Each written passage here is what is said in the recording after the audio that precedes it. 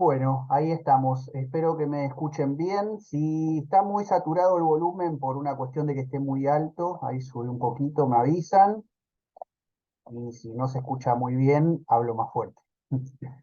Bueno, bienvenidos, bienvenidas a este quizás ya por la altura del año último encuentro 2023 de los ciclos de encuentros de filosofía que venimos realizando, bueno, con algunos de ustedes hace ya un par de años, hace varios años,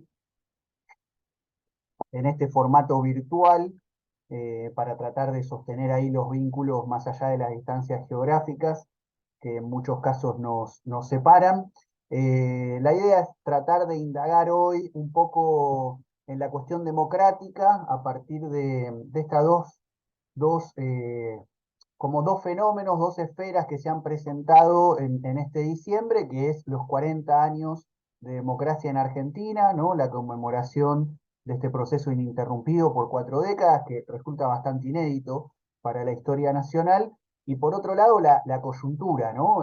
Que el mismo día en que se conmemoraba este aniversario haya sido el de asunción de Javier Milei a la presidencia de la nación, ya cabe empezar a ponerlo entre signos de interrogación, con Victoria Villarruel como vice, digamos, en este combo entre el caos y el orden, ¿no? Que llama una, de algún modo, reconfiguración del proceso político argentino y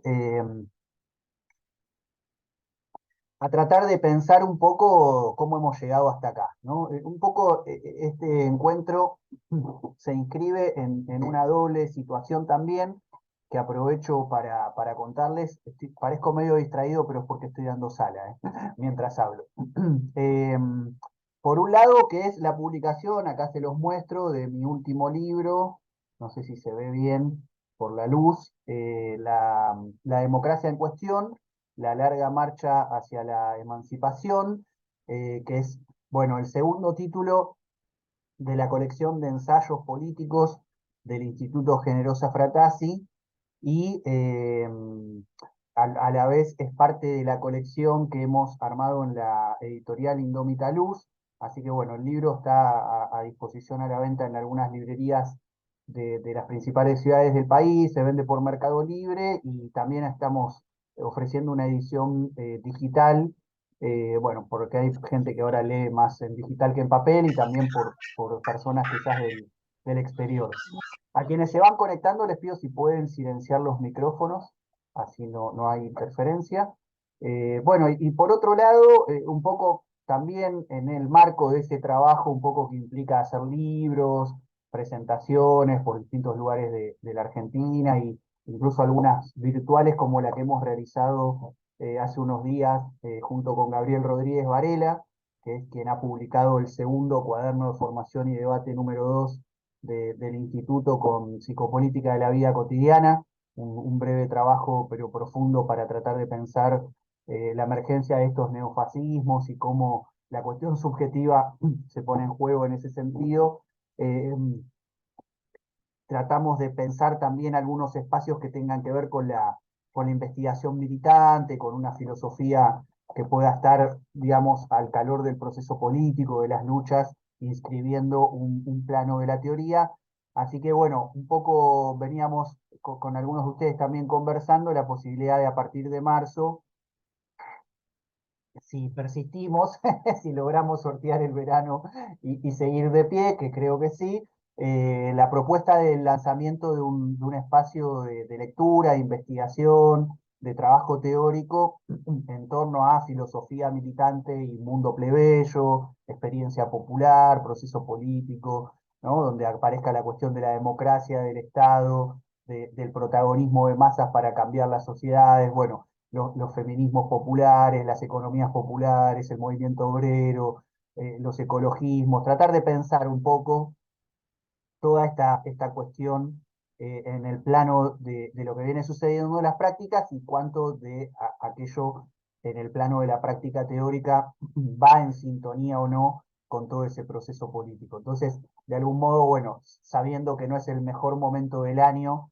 este diciembre en general y este diciembre en particular para el cansancio, para la ansiedad, los nervios, la angustia, la tristeza, la bronca, la desesperanza, lo que puede hacer que atraviese nuestras vidas en estos días. Bueno, un poco no queríamos de todos modos dejar de hacer esta pequeña actividad virtual y mientras también de algún modo ir anunciando posibles actividades por venir a partir de marzo, quizás con una frecuencia mensual, como para que sea también viable en el marco de nuestras vidas ya bastante atravesadas por el sobretrabajo, la precarización, bueno, y con todo el proceso político actual sabemos que va a ser incluso más difícil poder sostener ciertas regularidades, pero como ha sucedido con el macrismo, ¿no? Con muchos de ustedes nos conocemos un poco de esos años, de haber comenzado con experiencias de talleres ya en ese momento, primero presencial y luego con la pandemia de manera virtual, sabemos que muchas veces también estos espacios tienen que ver con algo de la salud mental, con la salud en general, ¿no? Con poder tener instancias colectivas para atravesar los momentos difíciles sin tener una cuestión que implique de algún modo confundir lo que sucede en el plano real con las utopías, pero también para poder ir procesando lo que va sucediendo en momentos complicados o de crisis como este. Así que bueno, sin muchos más preámbulos y atendiendo un poco a la demora del horario, si les parece, arranco. ¿Sí? Alguna gente que venía con demora ya se ha conectado y otra acaba de avisar que pronto lo hará. Así que bueno, de todos modos hemos grabado como para que quien llega tarde pueda ver los primeros minutos. A mí me gustaría arrancar, si les parece, y aclarando que después dejamos un buen espacio para la conversación y ahí cada quien, si tiene ganas, también se puede presentar cuando tome la palabra. Me gustaría arrancar un poco en honor a el nombre de esta reunión, que es Encuentro de Filosofía, ¿no? Para empezar un poco por ahí, no por la historia, no por la coyuntura nacional, sino con algunas coordenadas que tienen que ver con un enfoque que desde la filosofía nos permita tratar de meternos en la cuestión de la democracia. Así que, como saben, en mi caso trabajo mucho Nietzsche, Marx y la filosofía francesa, así que no voy a arrancar ni por Jaureche, ni por Puigros, ni por el latinoamericanismo indigenista, sino que voy a arrancar por la filosofía francesa. Después, en todo caso, discutimos su pertinencia o no, pero quería leerles una breve cita de Gilles Deleuze y Félix Guattari, que son un poco también mis autores de cabecera, en qué es la filosofía, en donde dicen lo siguiente: no carecemos de comunicación, por el contrario, nos sobra. Y aclaran, carecemos de creación, carecemos de resistencia al presente. La creación de conceptos apela en sí misma a una forma futura, pide una tierra nueva y un pueblo que no existe todavía. La europeización no constituye un devenir, constituye únicamente la historia del capitalismo que impide el devenir de los pueblos sometidos. El arte y la filosofía, agregan, se unen en este punto, la constitución de una tierra y de un pueblo que faltan en tanto que correlato de la creación. No son los autores populistas, sino los más aristocráticos los que reclaman ese futuro. Este pueblo y esta tierra no se encontrarán en nuestras democracias. Las democracias son mayorías, pero un devenir es por naturaleza lo que se sustrae siempre a las mayorías. Arranco con esta cita de Deleuze y Guattari, precisamente porque nombran la cuestión de la democracia, algo que no aparece tanto en su obra, después porque desarman un sentido común, que es la idea de democracias igual mayorías, y finalmente porque creo que su reflexión, que ya tiene largas décadas en torno a el exceso de comunicación y como contraparte la falta de creación, me parece que da un poco la tecla de la coyuntura argentina, ¿no? Actual. en donde tenemos, bueno, y mundial obviamente, pero digo, para acotarlo a lo que pasa en nuestro país, ¿no? Tenemos redes sociales, televisión, radio, portales, revistas, diarios, videos, ¿no? Es decir, como nunca hay circulando cosas y sin embargo parece ser que muchas veces esa sobreinformación de algún modo como que satura nuestras posibilidades creativas, ¿no? Como si nos dejara en una situación de dificultad para procesar y seleccionar aquello que nos permitiría, en todo caso, dar un paso hacia adelante para no responder de manera automática a las situaciones que se nos presentan, ¿no? Entonces, en ese sentido, y un poco apelando a las metáforas que circulan por estos días en nuestro país, diríamos que una filosofía militante, ¿no? Que camine junto a las luchas, junto a los procesos que anhelan la emancipación, debe invocar las fuerzas de la tierra, ¿no? Para pensar la coyuntura y para pensar la democracia en estos años, ¿no? ¿En qué ese sentido? De bueno, frente a las fuerzas del cielo, ¿no? Como se dice ahora, eh, en esa clave un poco idealista, un poco religiosa, apelamos a la filosofía como aquella experiencia de la humanidad que en determinadas vertientes nos permite apelar a las fuerzas de la tierra, es decir, frente a las ideas desconectadas del cuerpo, frente a las ilusiones, reivindicar el poder que tiene el análisis crítico desde una perspectiva materialista, ¿no? Y ahí entran todos, entra Nietzsche y su filosofía a martillazos para, de algún modo, derribar esa tradición inaugurada con Platón, donde hay un mundo sensible de los cuerpos y las experiencias y un mundo inteligible de las ideas que funcionan como modelo. Luego, ese platonismo para pobres, ¿no? Como dice Nietzsche, que se expande por el mundo con el cristianismo como religión de opresión y no como inspiración teológica en la lucha de los pueblos, que es algo que hoy podríamos analizar en clave más latinoamericana, pasando por Marx, ¿no? Y su filosofía en términos de praxis, ¿no? Que no separe acción y pensamiento para analizar lo real y cómo en lo real encontramos las tendencias que permiten avanzar hacia determinadas transformaciones, pasando por, bueno, todo el archivo que podemos encontrar en distintos nombres propios que muchas veces expresan en realidad movimientos de época, tendencias de procesos del pensamiento, ¿no? Entonces, en ese sentido, me parece que hay algo del orden de atender a lo urgente de esta coyuntura, pero, sin embargo, apelar a una especie de serenidad combatiente, que es la que puede otorgarnos una filosofía militante. Es decir, no una serenidad en términos de resignación ante lo dado, sino de análisis crítico de la situación, teniendo en cuenta las fuerzas, las tendencias y asumiendo incluso que por más voluntad y procesos de lucha que emprendamos para enfrentar lo dado, hay cuestiones estructurales que se nos escapan.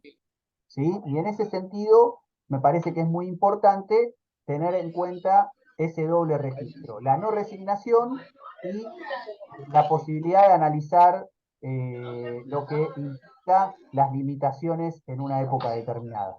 Quienes tienen el micrófono encendido, les pido si lo pueden silenciar, la gente de Tucumán, ahí está, gracias porque hace mucha interferencia. Entonces, bueno, antes de meternos entonces en un análisis de lo que está pasando en nuestros días en la Argentina y del proceso histórico nacional de estos 40 años, quiero compartir con ustedes brevemente, apelando a la serenidad, ¿no? De la filosofía, algunos breves comentarios de otros filósofos también franceses que creo que son los que en las décadas del 60 y del 70 han aportado algunas coordenadas para renovar el pensamiento crítico que siguen teniendo sus resonancias hasta el día de hoy. En primer lugar, Louis Althusser. Quería compartirles una breve frasecita de este libro, Lenin y la filosofía, ¿sí? Donde este autor que ha hecho su lectura sintomal del marxismo dice, entre otras cuestiones, Lenin define entonces la esencia última de la práctica filosófica como una intervención en el dominio teórico. ¿Sí? Y luego, en otro de los libros, que, bueno, tengo justo una bella edición de Pasado y Presente, viejita de la década del 70, ¿no? La filosofía como arma de la revolución.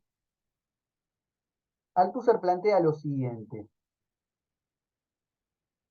es necesario, dice, leer y estudiar a Lenin y todos los grandes textos de antaño y actuales donde se recoge la experiencia de la lucha de clases del movimiento obrero.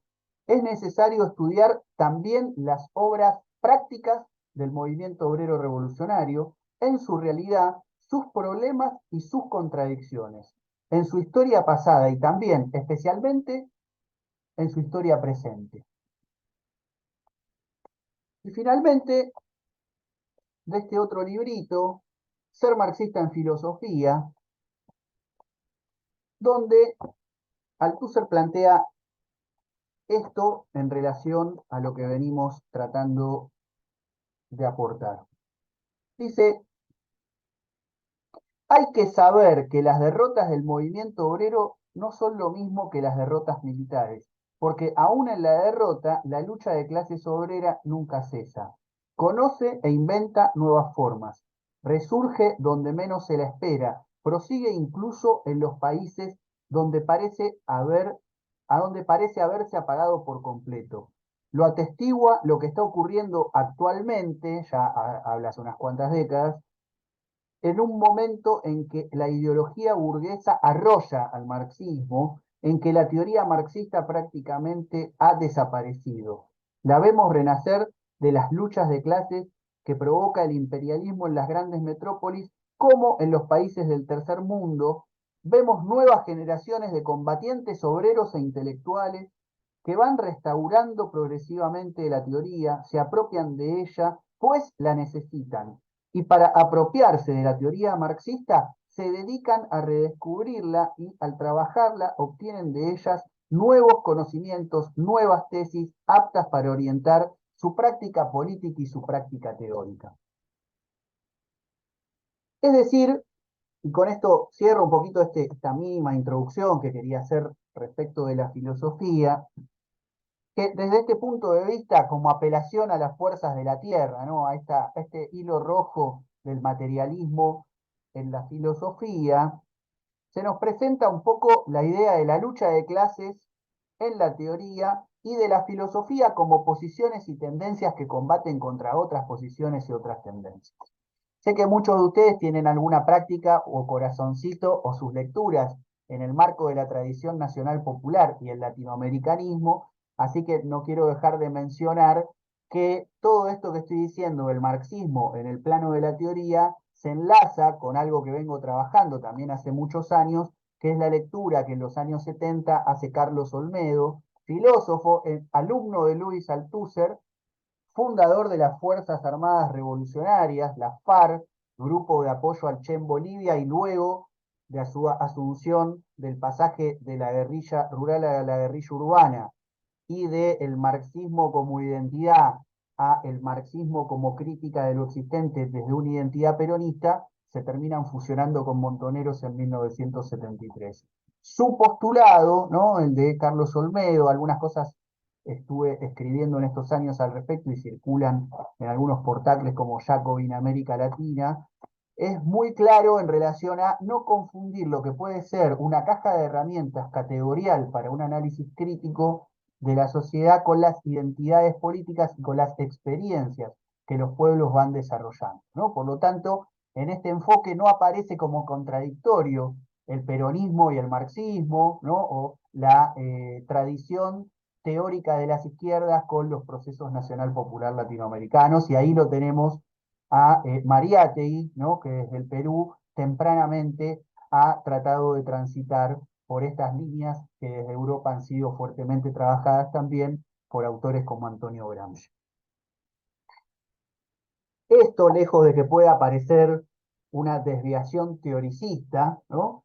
es de algún modo una reivindicación del papel que la teoría juega en los procesos políticos y en las empresas de transformación, ¿no? Es decir, que si hay algo también de las dificultades políticas que tenemos en la actualidad, se debe en gran medida a una dificultad que hemos encontrado en todos estos años, en estas largas 4 décadas, para volver a reanudar, como en el proceso previo al de el golpe del 24 de marzo de 1976 en Argentina, la intelectualidad crítica con las luchas sociales, ¿no? Es decir, que al parecer hay algo de este desencuentro, de este trabajo por carriles separados, que vienen siendo un obstáculo muy importante a la hora de desarrollar una praxis efectivamente transformadora, ¿no? Es decir, fuertes movimientos sociales, muchas veces con grandes dificultades para pensarse a sí mismos y darse una estrategia de mediano y largo plazo en términos transformadores y no de mera oposición,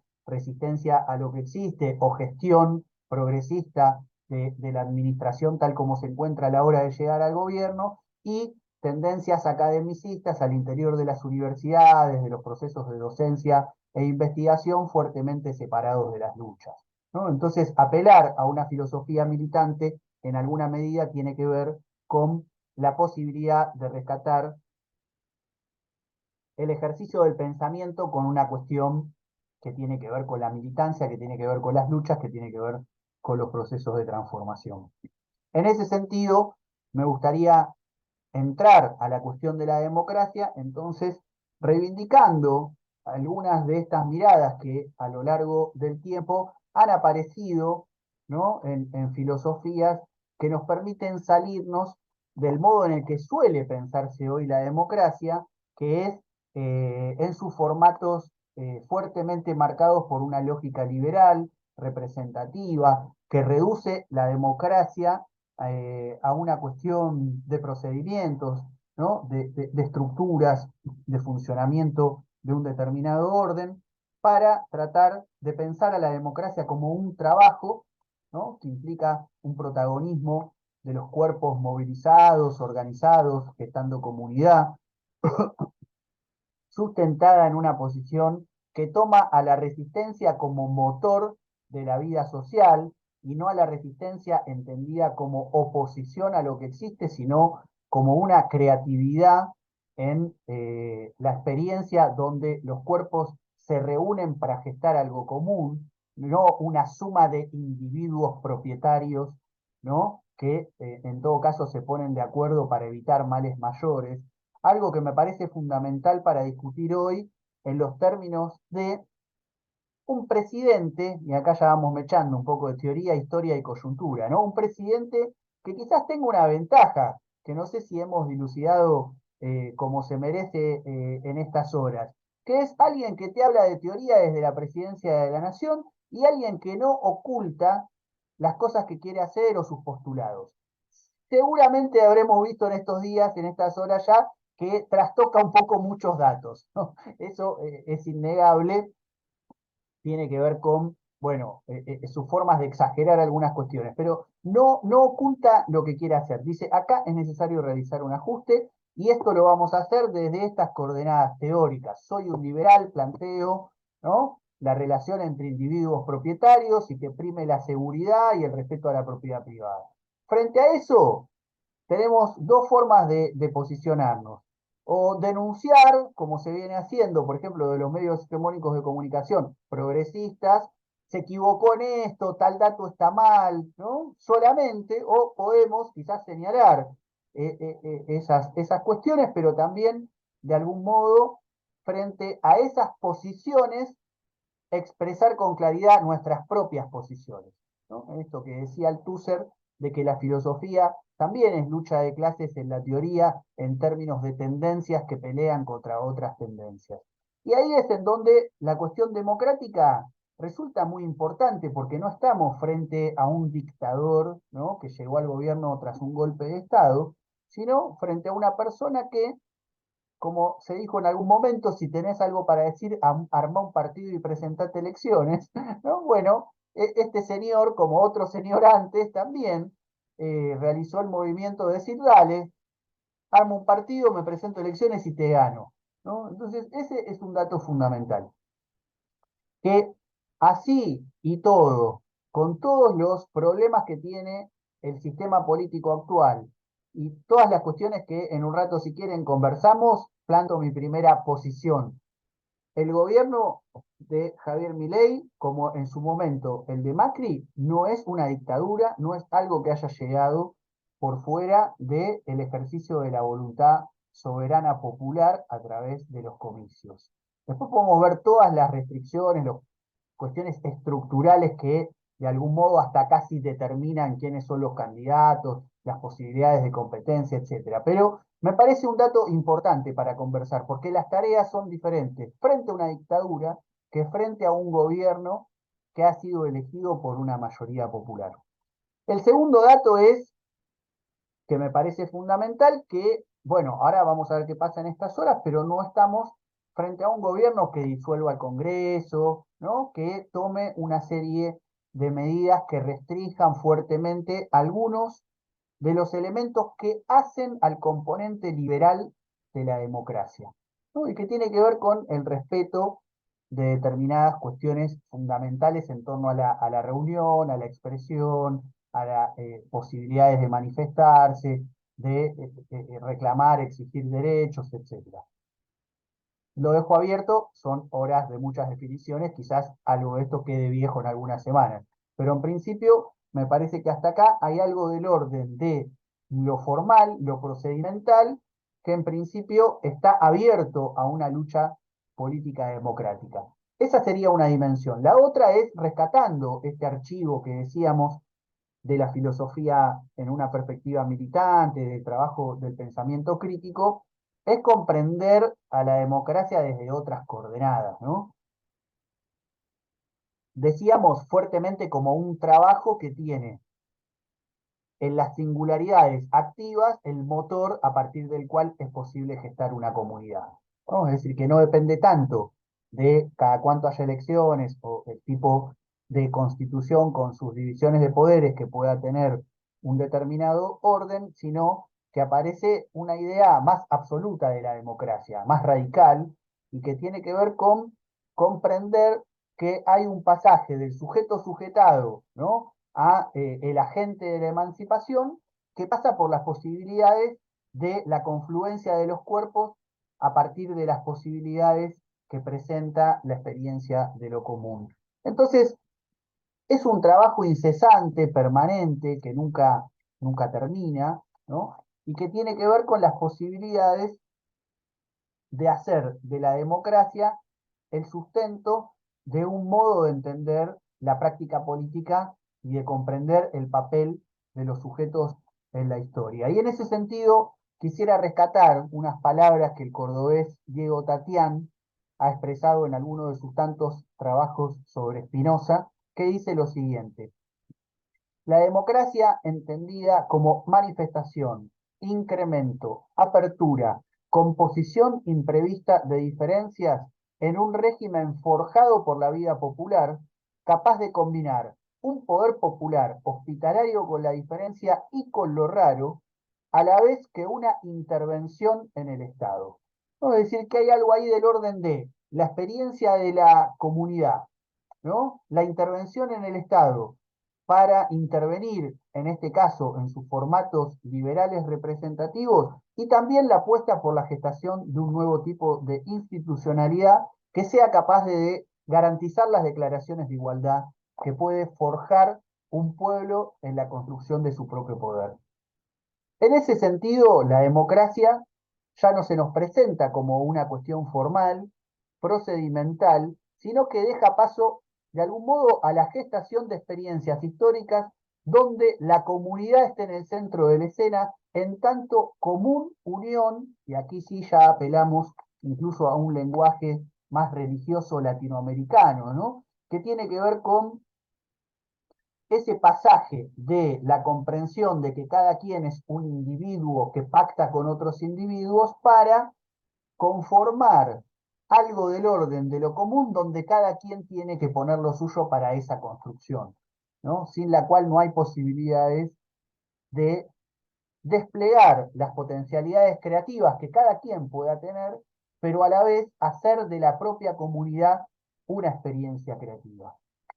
Por eso es que hay algo del orden de las experiencias de democracia obrera, democracia popular, democracia revolucionaria, que están presentes en distintas experiencias históricas, que como decía Althusser y señalábamos al inicio, es tan importante de ser trabajado como los libros de teoría política que pueden haber reflexionado, estudiado sobre la cuestión democrática.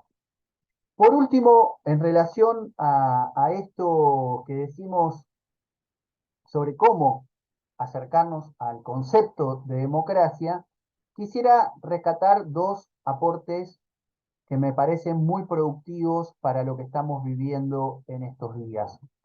Por un lado, la idea de que no hay democracia efectiva sin construcción de una hegemonía en una perspectiva nacional popular, ¿no? Como planteó Gramsci en su momento. Es decir, que hay algo de la gestación de un cuerpo político popular que toma en sus manos la vocación de rediseñar la nación que se presenta como inescindible de la posibilidad misma de construcción democrática. Y que esa, digamos, construcción democrática no puede estar atada simplemente a la identificación con liderazgos, ni puede estar atada a las posibilidades de constitución de una serie de demandas que constituyan un piso común para las diferentes cuestiones que se presentan como reclamos, como necesidades, como anhelos en la sociedad, sino que la construcción de una hegemonía popular resulta base fundamental para las fuerzas necesarias que permitan rediseñar la nación desde otras coordenadas. Y en ese sentido aparece una fuerte disputa, sobre todo en América Latina de las últimas décadas, respecto de cómo entendemos que en este momento histórico hay algo del orden de la cuestión democrática que se nos presenta como un desafío político, pero también teórico, porque no parecen haber experiencias en el mundo contemporáneo que pujen por transformaciones en sentido emancipatorio, que lo hagan por carriles que no tengan que ver con las formas democráticas, incluso liberales como las conocemos prácticamente en todo el mundo en la actualidad. Es decir, que tras la caída del muro de Berlín en el mundo, tras el Plan Cóndor en América Latina, sobre todo en esta región sur, y con el proceso, digamos, de la dictadura cívico-militar del 76 al 83 en Argentina, no parece haber en el mundo, en América Latina y en Argentina, posibilidades de avanzar en esos procesos de transformación sin tomar como elemento central la cuestión democrática. A diferencia de épocas anteriores, ¿no? Y ahora charlaremos un poco sobre el marco histórico, donde la cuestión democrática no aparecía como un elemento central de los procesos, ¿no? Es decir, que en las izquierdas aparecía con fuerza la idea de dictadura del proletariado, ¿no? Donde en todo caso podemos leer contracorrientes al interior de la tradición marxista donde se presentan cuestiones vinculadas a la libertad, a la, digamos, tendencia democratizadora como parte del proceso de imposición de la lucha de clases como forma de tomar el poder del Estado y transformar ese poder en un nuevo orden social, pero no aparece ni siquiera en el lenguaje común de las militancias revolucionarias del siglo XX. Y en el orden nacional, en el peronismo, si bien ha sido un movimiento que ha nacido con un fuerte protagonismo popular y ha hecho una experiencia de gobierno presentando, armando un partido, presentando elecciones, ganándolas y ha sido destituido por golpes de Estado, sin embargo, la cuestión de la democracia no aparecía tampoco como uno de sus elementos centrales, sino que es en la década de los 80, de nuevo, en el orden nacional, tras el proceso de la dictadura del 76 al 83, y en el orden internacional, hacia fines de la década, con la caída del muro de Berlín, que empiezan a aparecer las cuestiones de la democracia con una significación diferente a la vez anterior. Esto obviamente trae un riesgo, que es de algún modo no tener en cuenta el dato fundamental de la derrota de las apuestas revolucionarias de las décadas del 60 y del 70 como corolario de todo un largo proceso que viene desde el siglo XIX, ¿no? Con luchas que atravesaron todos los continentes y que han de algún modo generado ensayos de nuevos tipos de sociedad. Y por otro lado, que ese triunfo trae un elemento ideológico que es el de el pluralismo, ¿no? Y el respeto por las diferencias en clave claramente posmoderna, ¿no? Que no cuestiona el fondo ideológico de este triunfo, ¿no? De clases, es decir, del capital contra los pueblos del mundo en su voracidad por, digamos, profundizar sus lógicas de acumulación al punto de ya incluso desbordar los espacios tradicionales de creación de valor para pasar a tener amplias esferas vinculadas al mundo de la reproducción, pero también al mundo de lo que se denominaban los recursos naturales, ¿no? Y que hoy vienen a generar de algún modo una serie de crisis que también tienen que ver con lo climático y con lo ambiental.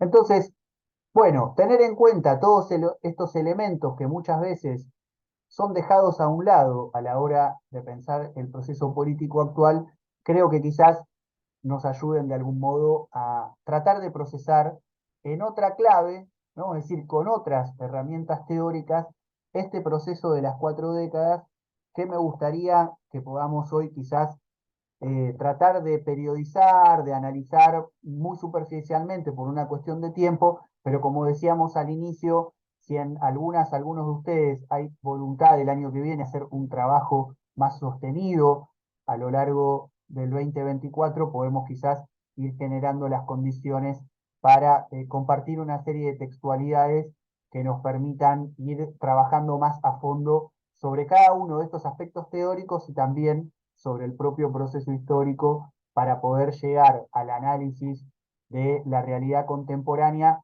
con otras herramientas que no sean quizás las del sentido común, incluso progresista, que muchas veces circula en los medios de comunicación más hegemónicos, en determinadas casas de estudio universitarias e incluso mucha militancia social, ¿no? Que con mucha valentía enfrenta las dificultades materiales que presentan este tipo de políticas, pero que luego quizás no toman con esa energía las tareas en el plano de la teoría y de la intervención crítica en torno al pensamiento.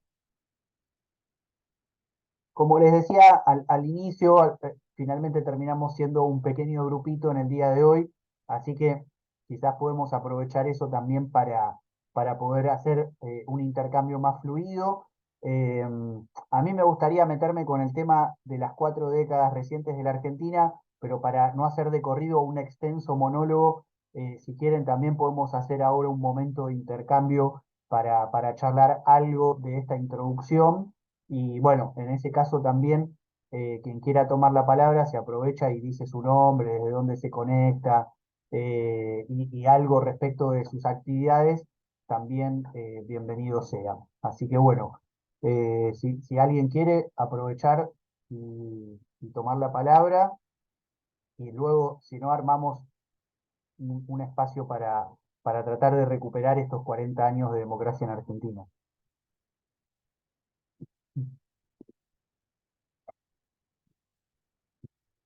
David levantó la mano, no sé si la movió por algo o quiere hablar, pero tiene el micrófono apagado.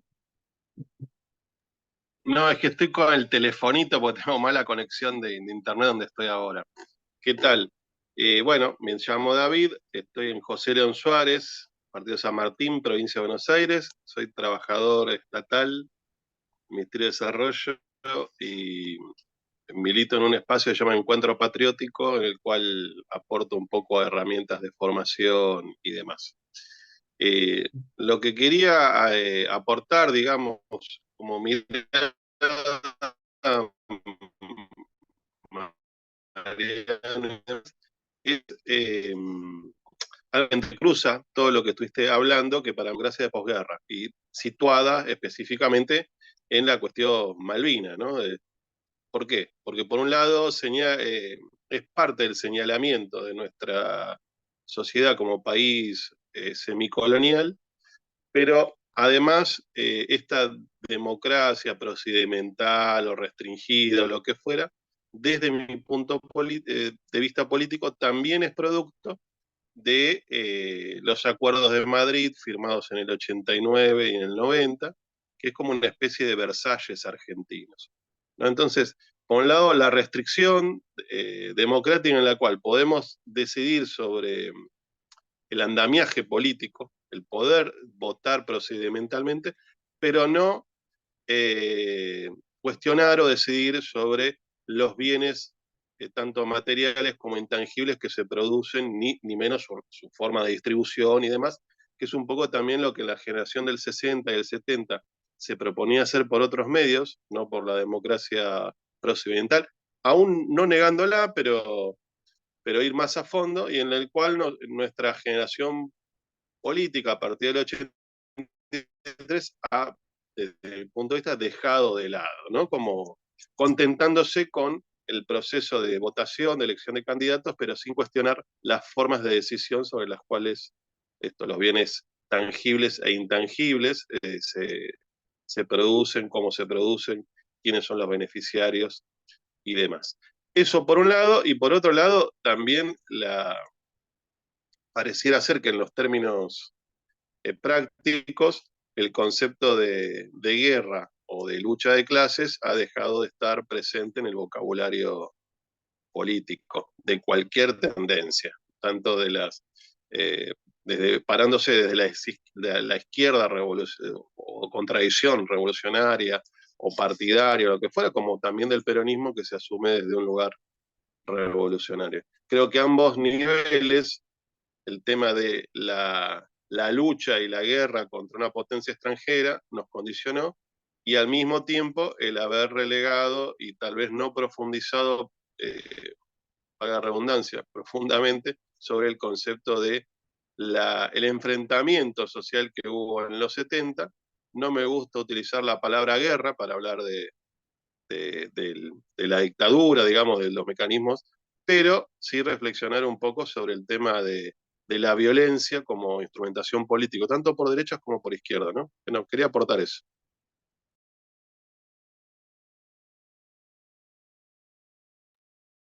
Buenísimo, David, muchas gracias. Un buen aporte, ahí me tomé algunas notas sobre lo que decías para después compartir.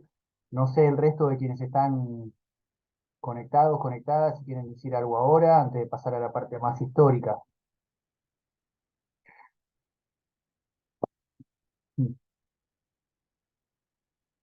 Bueno, sigo nomás. Si quieren, igual interrumpan, esto no es una clase, ya saben que podemos ir conversando también haciendo algunas interrupciones.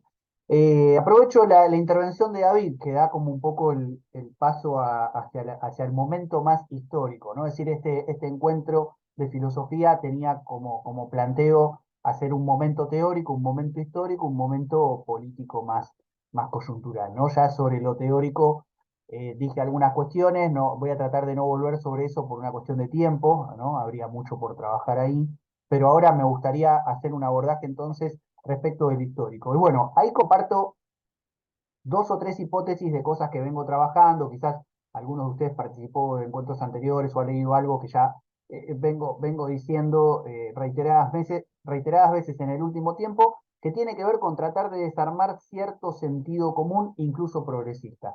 En primer lugar, fundamental, el festejo por los 40 años de democracia. Bueno, justo Milei vino un poco a aguar ese intento de festejo, pero ya me parece que hay algo del orden de un análisis riguroso de estas 4 décadas que dan un poco las herramientas para decir, bueno, no hay tanto por festejar, ¿no? Es decir, hay una una democracia que, como decíamos al principio, en términos más teóricos, implica una serie de procedimientos y de lógicas que rigen el orden social, que, bueno, son un elemento importante a tener en cuenta a la hora de organizarse, manifestarse, poder expresarse, ¿no? Es decir, que los derechos mínimamente liberales son un piso diferente al que se puede tener frente a una dictadura, mucho más si es una dictadura genocida como la del 76 al 83. ¿No? Pero hay algo del orden de, bueno, todas las limitaciones que ha tenido la democracia, no solo por sus concepciones, es decir, por la cuestión teórica de cómo se concibe la democracia liberal representativa, sino también por sus condicionamientos históricos, que son los de la salida de ese proceso de reorganización nacional. Ahí David sumaba también el elemento Malvinas y el carácter, de algún modo, semidependiente, semicolonial de la Argentina dentro del orden mundial capitalista, ¿no? Es decir, que es un dato elemental para tener en cuenta también a la hora de analizar los procesos políticos. Es decir, que no es lo mismo pensarlo en países como Estados Unidos o como los países europeos en términos de potencias mundiales que tienen otras formas de configurar su dinámica política y social. Y la otra cuestión me parece que es no solo la de los festejos, sino también la de el retorno, ¿no? Me parece que todo el tiempo se habla de un retorno de la democracia en 1983, cuando en realidad lo que tenemos previo al 76 es un proceso en el orden procedimental, si ustedes quieren, como de alternancias entre democracias restringidas, proscriptivas y dictaduras militares durante décadas, ¿no? Que ese es como el análisis más también de sentido común de cierto progresismo, pero luego lo que tenemos son luchas revolucionarias en Argentina, América Latina y el mundo entero, que no están planteando el horizonte de conquistar las posibilidades de presentarse elecciones bueno, y ganarlas para acceder a un gobierno que gestione las cosas de una manera un poco más justa, sino que lo que está en discusión es el carácter privado de la propiedad regida, digamos,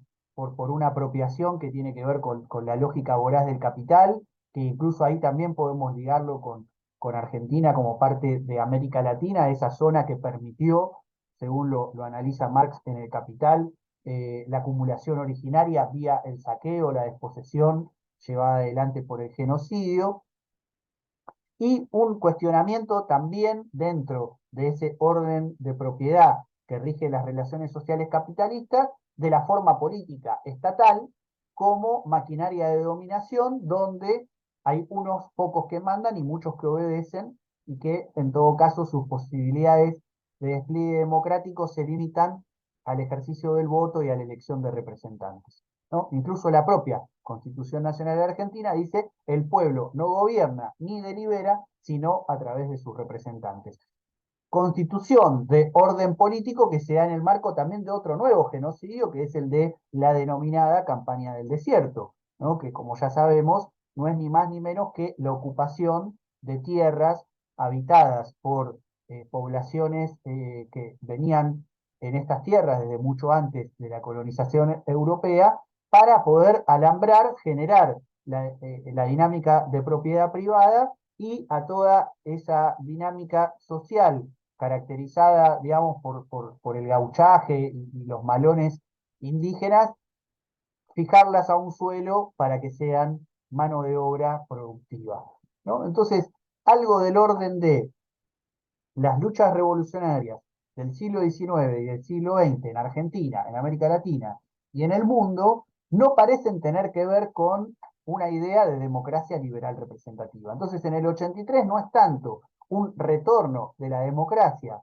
que se produce como anhelo del pueblo argentino, sino el modo en que queda configurada la lucha de clases luego del terror, ¿no? Y luego del aniquilamiento de las fuerzas revolucionarias que tienen como correlato una introyección del miedo, ¿no? En el cuerpo social.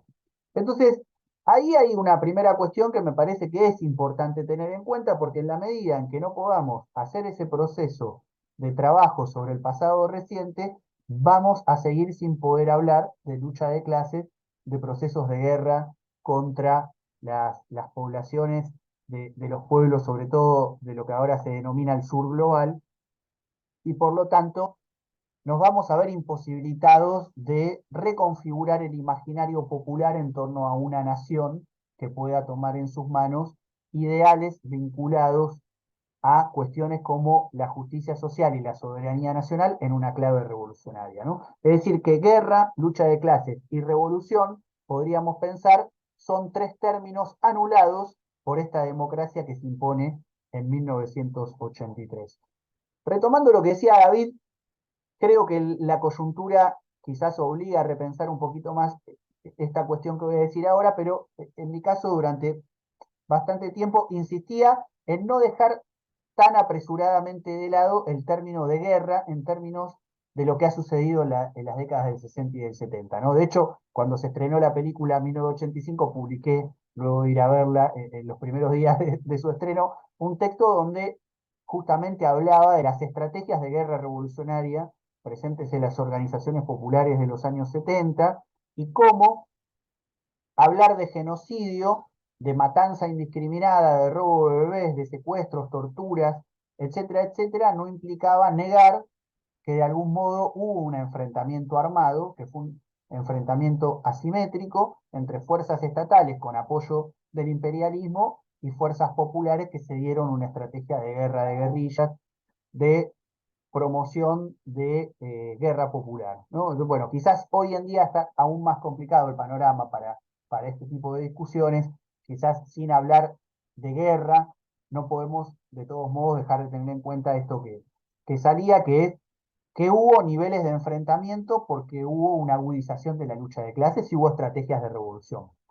Me parece que algo de eso en el orden histórico nos permitirían hoy volver a pensar en esos términos, teniendo en cuenta que eso no implica necesariamente tener que hablar ese lenguaje en la cotidianeidad política. Es decir, que tener como conceptos analíticos a la guerra, a la lucha de clases y a la revolución, no necesariamente implica que cuando uno va al trabajo, a un barrio, hace una reunión, una asamblea, ¿no? Se moviliza, tenga que hablar en esos términos, que es lo que le ha pasado muchas veces a la izquierda identitaria en la Argentina, ¿no? Es decir, pensar que porque dice algo está realizando una política revolucionaria en ese sentido, ¿no? Y quizás uno puede apelar a una lengua popular que den la tecla con modos de expresarse más fluidos en el mundo popular y no necesariamente por eso dejar de utilizar esas categorías analíticas, ¿no? Me parece que el problema que hemos tenido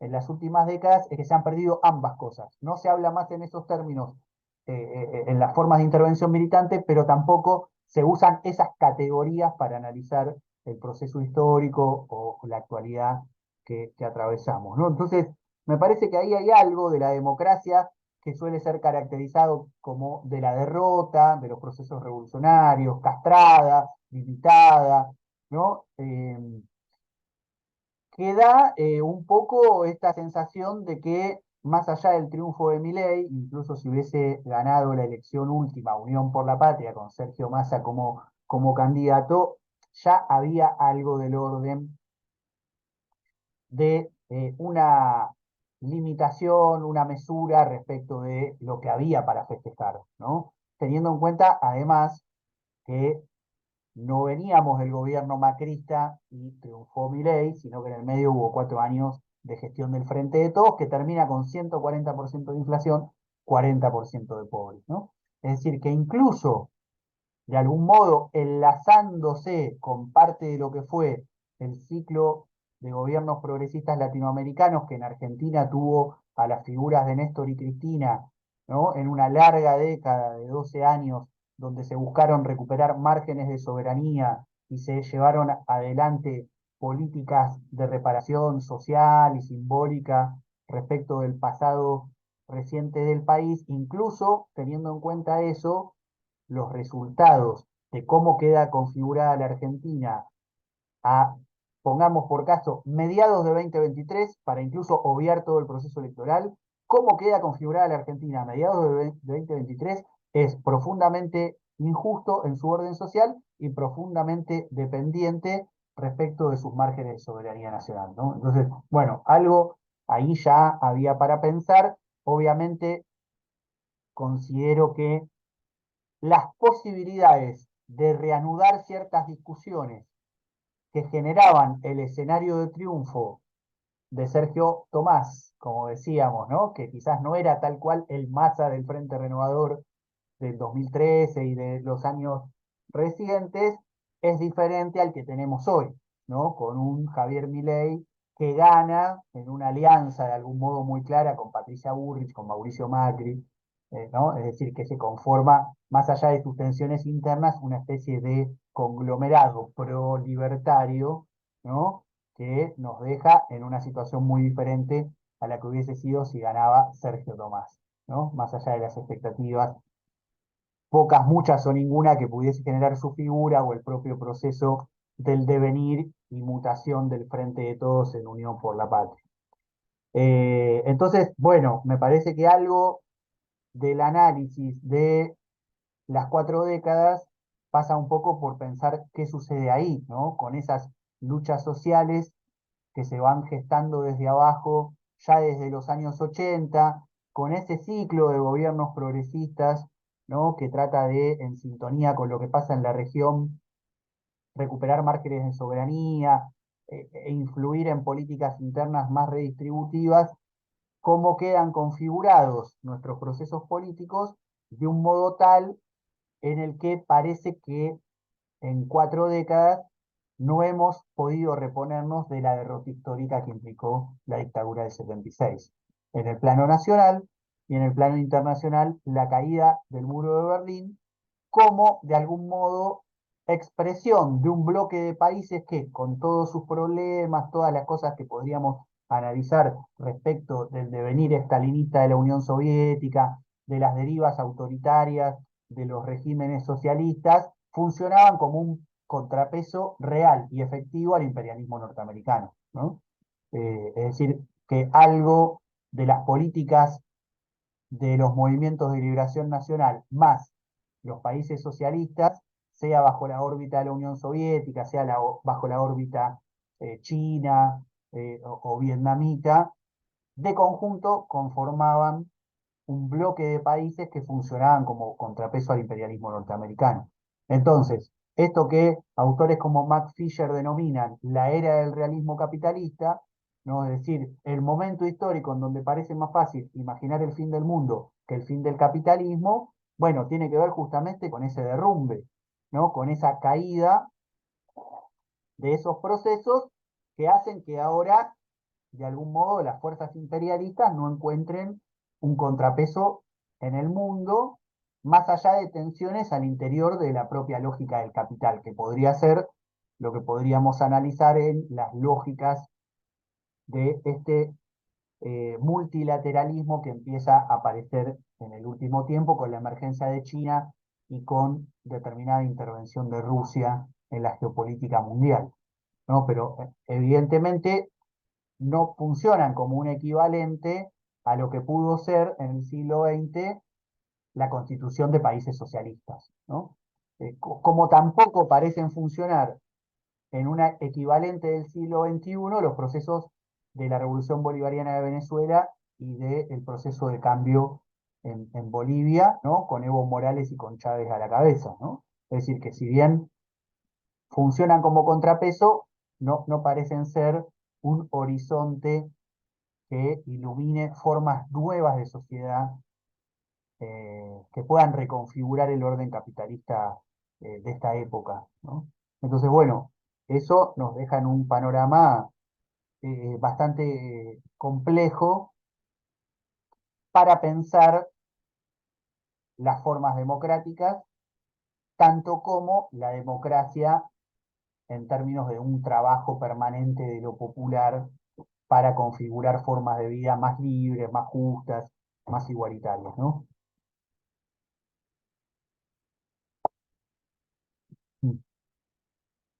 Eh,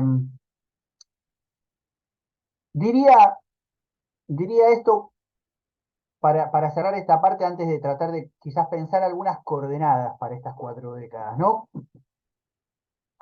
Y que tienen que ver con el modo en que algunos de estos procesos populares en América Latina contribuyeron a repensar la democracia, fundamentalmente Bolivia y Venezuela, en términos de la propuesta de Estado comunal en Venezuela, lanzada por Chávez antes de su muerte, el círculo virtuoso entre experiencia de organización social intervención en el Estado para modificar la Constitución y trastocar el orden del Estado en Bolivia,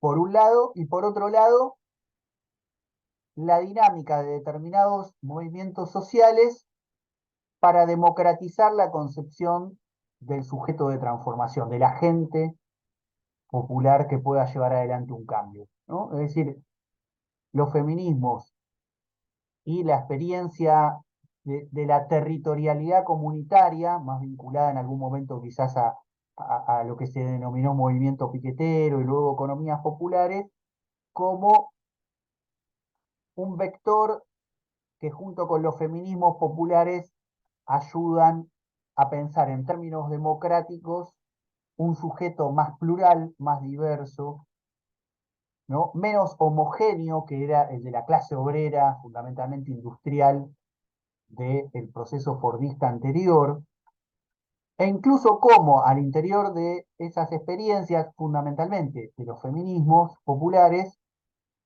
empieza a ser revisitado y recuperado el concepto de revolución, ¿no? La idea de la revolución del feminismo, ¿no? La revolución de las hijas, incluso con todas sus derivas más liberales, me da la sensación que han de algún modo recuperado algo de ese imaginario, ¿no?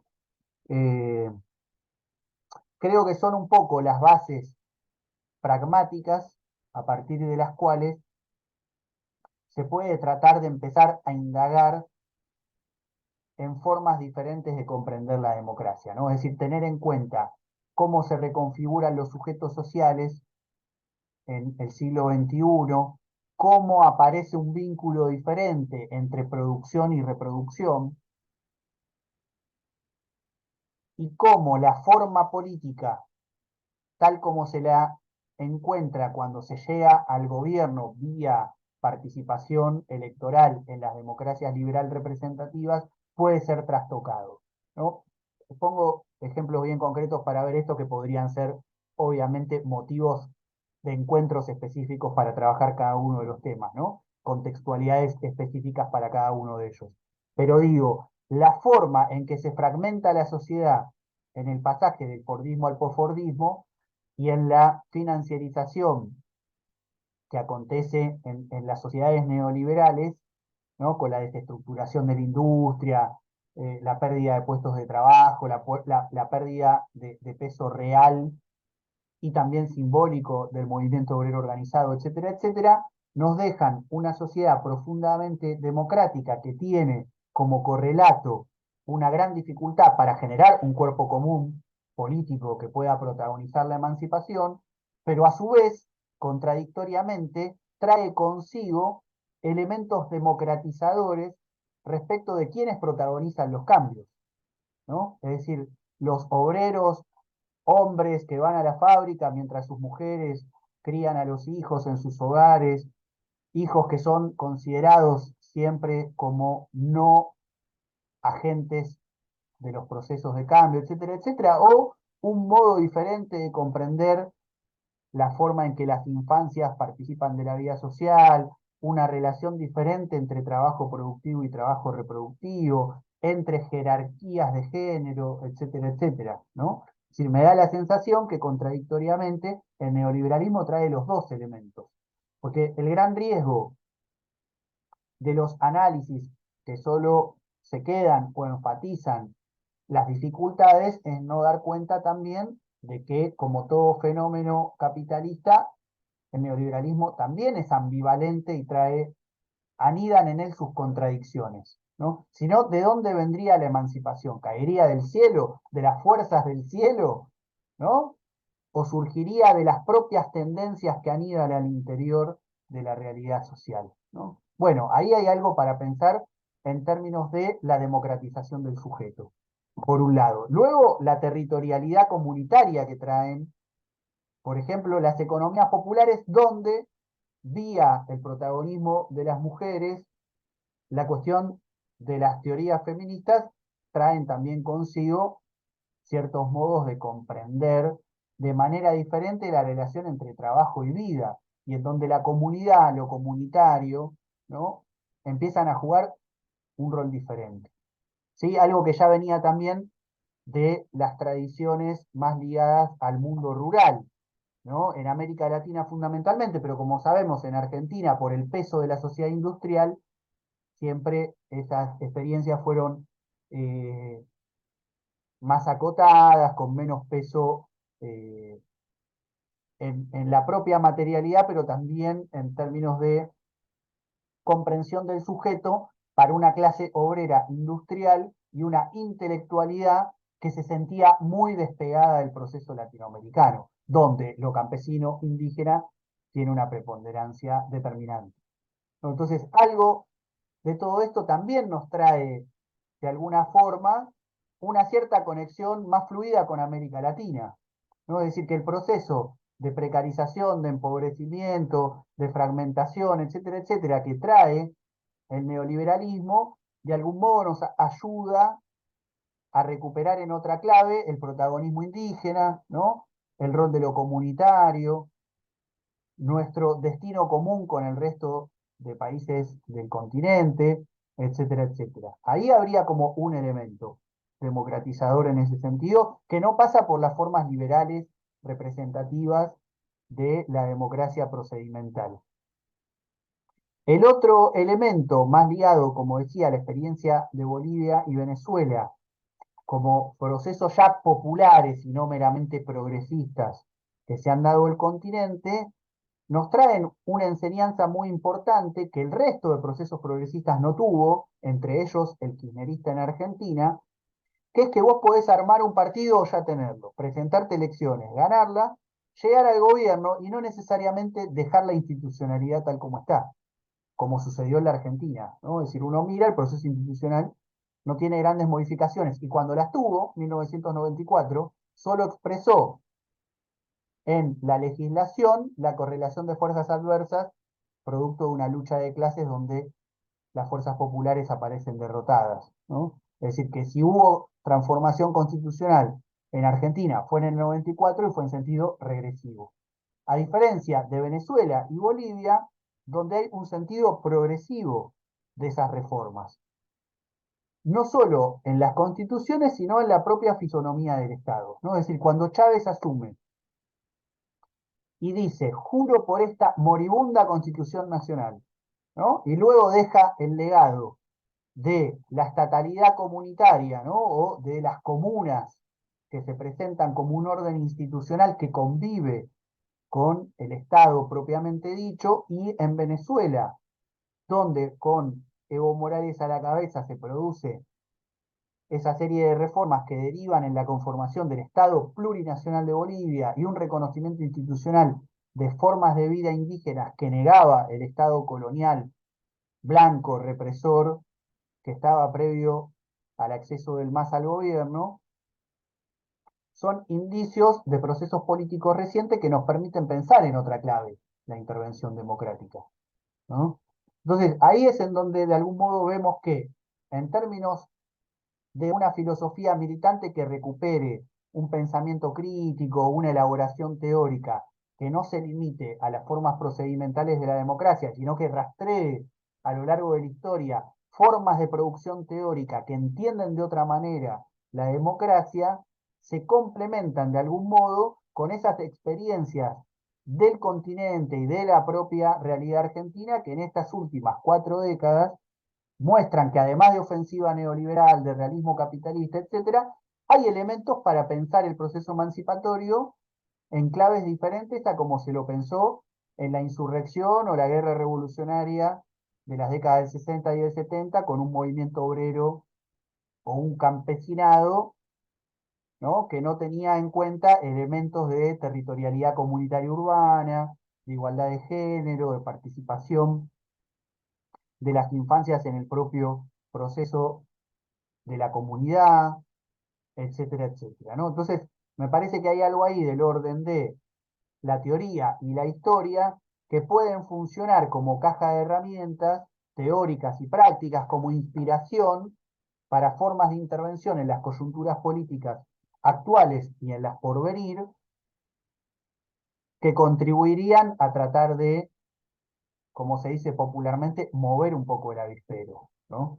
Y no quedarse limitado a las coordenadas de este realismo capitalista, de estas formas de democracia liberal representativas que no permiten desplegar una imaginación política capaz de realizar cambios más sustanciales. Entonces, de allí el trabajo que muchas veces se desprecia o aparece como siempre secundario respecto a urgencias que tienen que ver con la elaboración teórica y la conformación de un imaginario, de un relato histórico que nos permita situarnos en otro lugar para pensar las dificultades actuales, ¿no?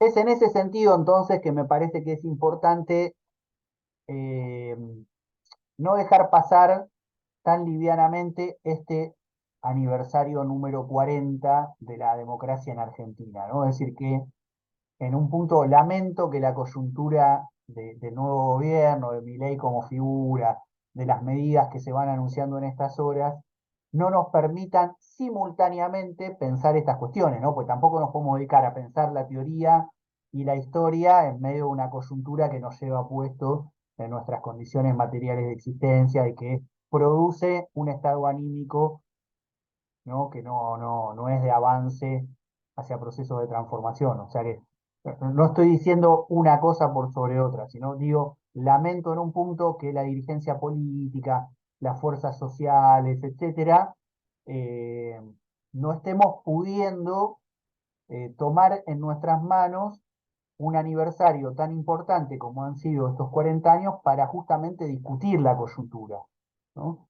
Entonces, bueno, algo de eso, pequeños espacios y humildes intervenciones como esta tratan de poner a consideración de quienes de algún modo tienen una actividad intelectual, social o política que no se resigna a aceptar que el mundo será tal como nos presentan las fuerzas que lo gobiernan y lo dirigen desde las distintas esferas de poder, ¿no?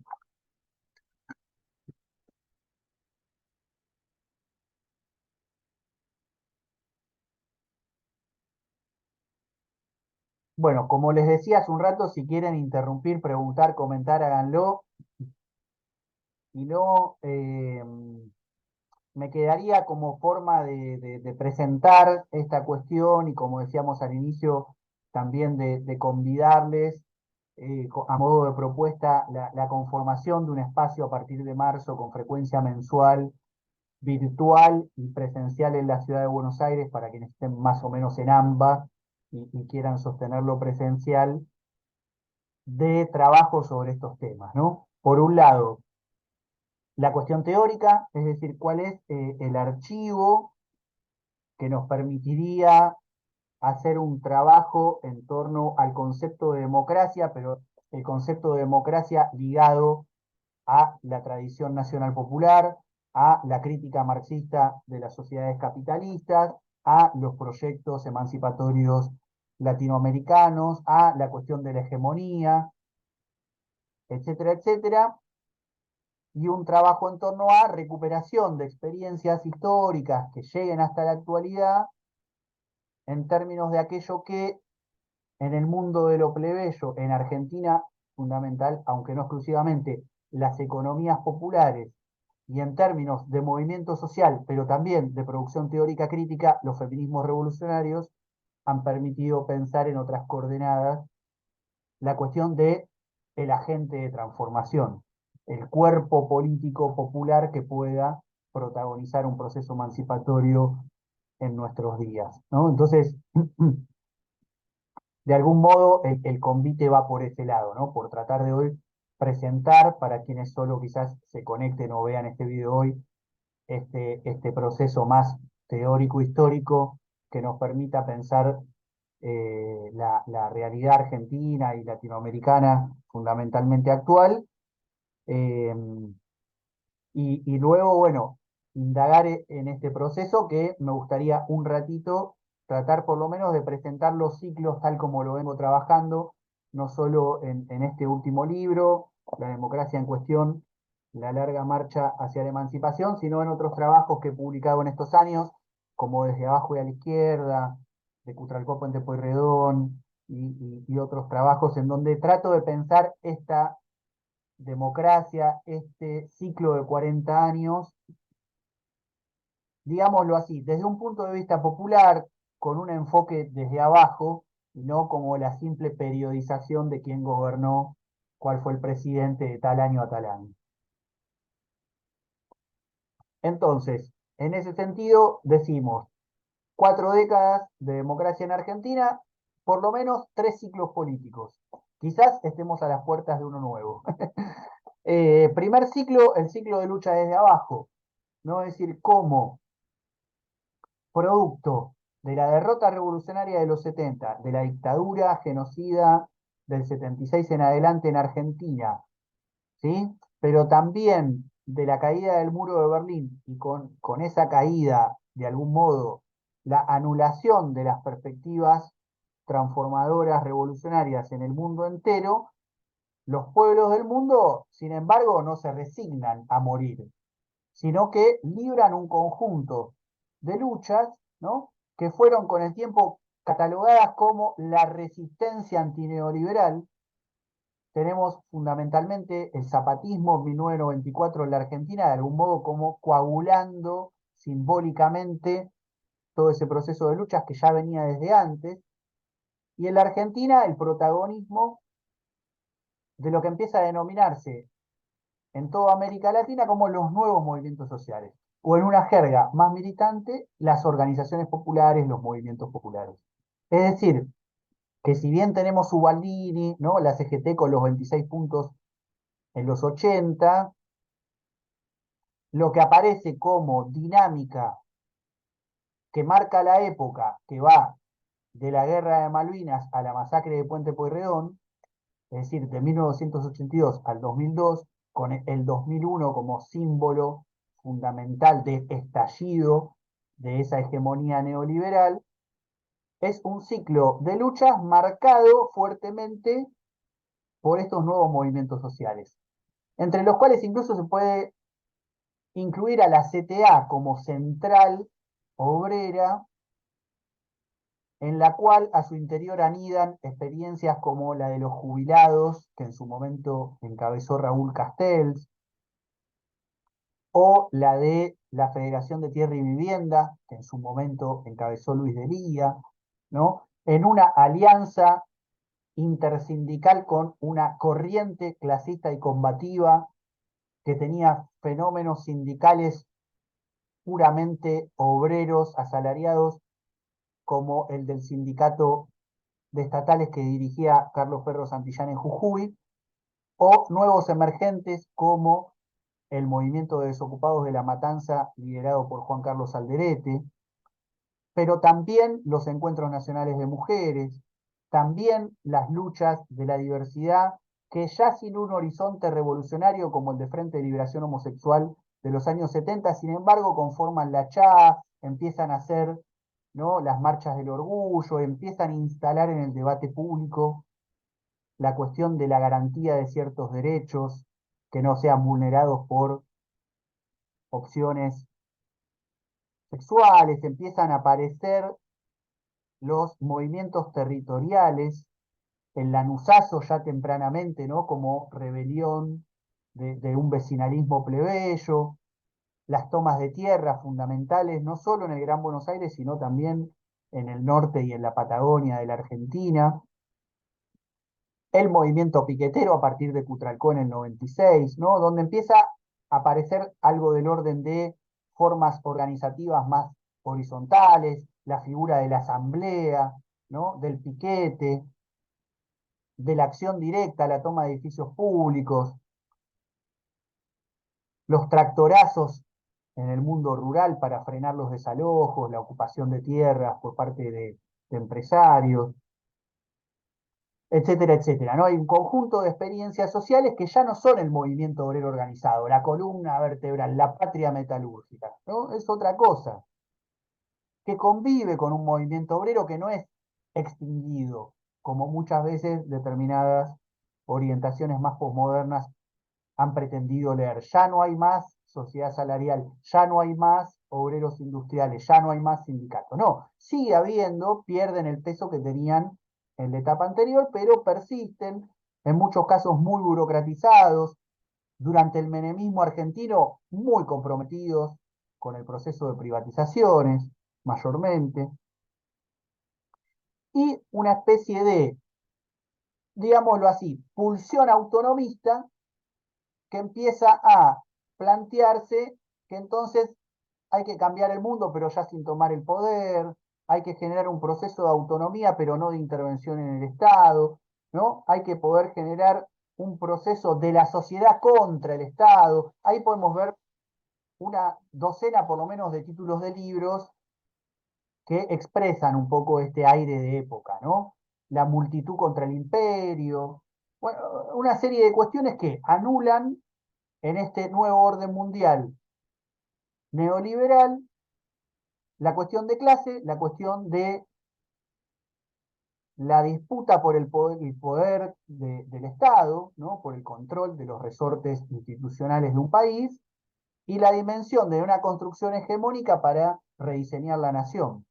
Entonces ya es importante lo local y lo internacional, ¿no? Es el barrio y los encuentros intergalácticos zapatistas, pero no la disputa por el control del poder político institucional del Estado en un país concreto. Porque el nuevo mundo parecía no dejar ningún margen a ningún Estado nacional para tener ninguna política soberana ni de justicia social. Entonces, eso es un poco el primer ciclo, diríamos. A grandes rasgos estoy diciendo algo muy rápidamente, pero para más o menos dar una orientación de sentido de por qué decir ciclo de lucha desde abajo, ¿no? Es decir, no aparece lo que podríamos pensar en términos más gramscianos y luego retrabajado en América Latina por Álvaro García Linera, la voluntad estatal, la vocación de devenir fuerza ordenadora del conjunto de la sociedad. Hay una serie de rebeliones, de insurrecciones, de procesos de lucha muy, muy intensos, desconocidos por su nivel de masividad en muchos de nuestros países, es decir, veníamos de una Argentina que previa al golpe del 76 había grandes movilizaciones de masa y acción guerrillera, pero no había altos niveles de violencia expresados en luchas de masa, salvo puebladas como la del Cordobazo, etcétera, ¿no? Pasamos de eso a grandes rebeliones con enfrentamientos en las calles, anulado ya el horizonte de la lucha armada, ¿no? Como se había conocido en las décadas anteriores.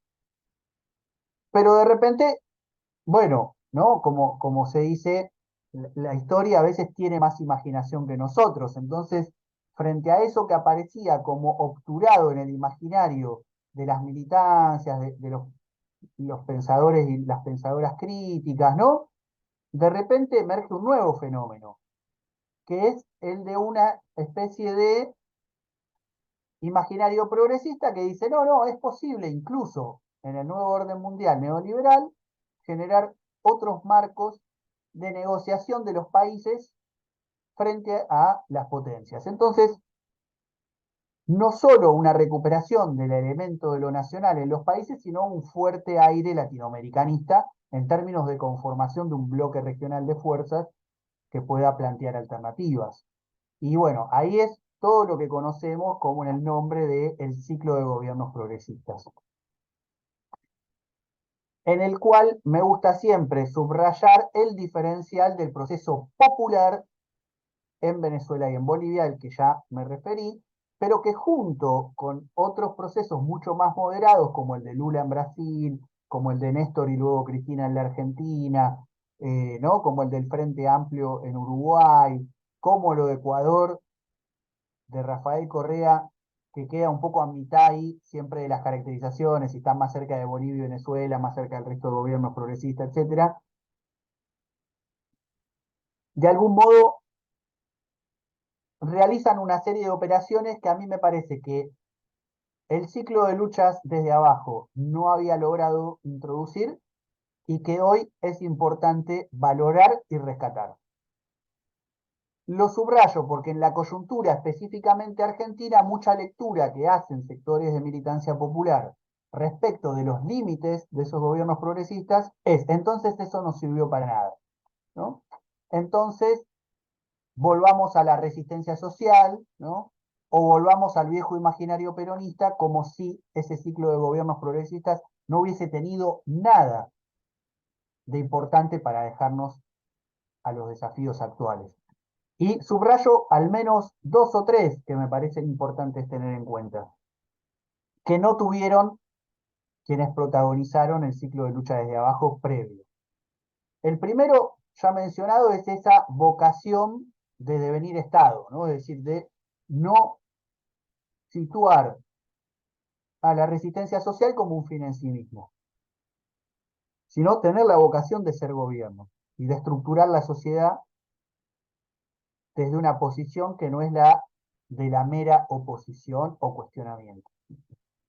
En segundo lugar, es la importancia que tuvo de la mano de eso una especie de latinoamericanismo en términos de políticas de Estado, ya no el latinoamericanismo de los pueblos, ¿no? Las luchas desde abajo que se encuentran, sino de decir, hay que tener políticas de cada Estado nacional que conformen una relación de fuerzas regionales.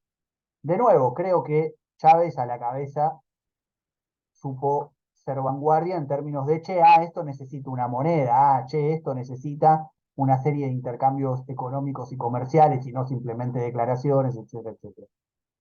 Y finalmente, una recuperación de la mirada histórica latinoamericana, ¿no? Es decir, las luchas desde abajo, muy al calor de la resistencia antineoliberal, también pecaron de una desconexión con la historia, ¿no? Todo era nuevo, todo era inventado, ¿no? En los años 80, 90, nada del pasado nos servía. Es decir, una serie de operaciones intelectuales que evidentemente desconectaban a la experiencia de las luchas de esos años de unas largas y ricas tradiciones, y lo digo en plural, del peronismo o de determinadas vertientes del peronismo, ¿no? De las izquierdas socialistas e incluso anarquistas previas al proceso del 45, de las luchas latinoamericanas nacional antiimperialistas, ¿no? Es decir, todas tradiciones muy fuertes que muchas veces aparecían como descartadas porque lo nuevo que había que inventar no tenía nada que ver con lo anterior. Los gobiernos progresistas, por el contrario, marcan una fuerte conexión con esos pasados, obviamente desde su mirada y concepción, donde lo plebeyo prácticamente no tiene un lugar, ¿no? En esa recuperación. Pero así todo no deja de ser, me parece, un elemento importante a tener en cuenta. De nuevo, hoy donde aparece nuevamente esta idea de nada del pasado sirve, la sociedad cambió, ¿no? No hay que pensar en términos de clase, no hay que pensar en términos de antiimperialismo, etcétera, etcétera, pues eso ya es otra cosa del pasado, ahora es todo nuevo. Entonces, bueno, las formas de procesar cómo llegamos hasta acá quedan totalmente anuladas. Entonces, ahí tenemos como un segundo ciclo de gobiernos progresistas que me parece que es necesario rescatar, analizar, procesar para ver qué podemos quedarnos de ese proceso para la actualidad.